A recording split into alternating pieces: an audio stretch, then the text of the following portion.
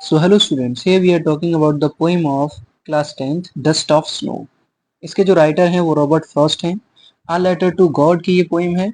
Dust of snow का meaning है the particle of snow. Basically dust का mean आप जानते हैं, धूल होता है, स्नो माने बर्फ। तो क्या है, बर्फ के पार्टिकल्स बोलेंगे यहाँ पर, पार्टिकल या फिर फ्रेगमेंट्स। तो रॉबर्ट फ्रॉस्ट यहाँ पर क्या बताना चाह रहे हैं।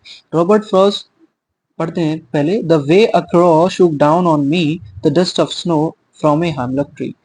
रॉबर्ट फ्रॉस्ट एक हेमलॉक ट्री के नीचे से गुजर रहे हैं। हेमलॉक ट्री एक पॉइजनस प्लांट होता है, पॉइजनस ट्री है, कॉनिफर्स प्लांट भी बोलते हैं इसको।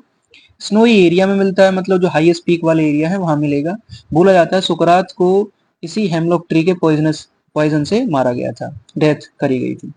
तो बोला क्या जा रहा है कि जब वो नीचे से गुजर रहे थे तो एक क्रो ने जिस प्रकार से, द वे अ क्रो, जिस प्रकार से शुक down on me, hemlock tree की ब्रांचेस को हिलाकर उनके ऊपर द डस्ट ऑफ स्नो, मतलब जो डस्ट है स्नो की, उसको नीचे गिरा दिया, उनके ऊपर गिरा दिया।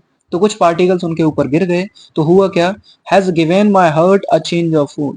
कहने का मतलब उनके एक हृदय में जो बदलाव हुआ, उनके मूड का, जो उनका एक्सप्रेशन बदल गया, जो मूड का चेंज हुआ। And saved some part of a day I had dreamed. कहने का मतलब है वो पूरे ही दिन उदास थे, और उदास होने के बाद में जैसे ही वो हेमलॉक ट्री से गुजरे तो जो डस्ट पार्टिकल उनके ऊपर गिरे उससे उनके पूरा ही दिमाग वो चेंज हो गया, और उन्होंने पूरे दिन का आधा हिस्सा बचा लिया। And saved some part of a day I had dreamed. Dreamed का मतलब है यहाँ पर रिग्रेट से, दुखी होने से। तो उन्होंने बोला है कि देखो, कभी कभी जो नेगेटिव चीजें होती हैं, जैसे कि हेमलॉक ट्री है, हेमलॉक क्या है, एक पॉइजनस प्लांट है।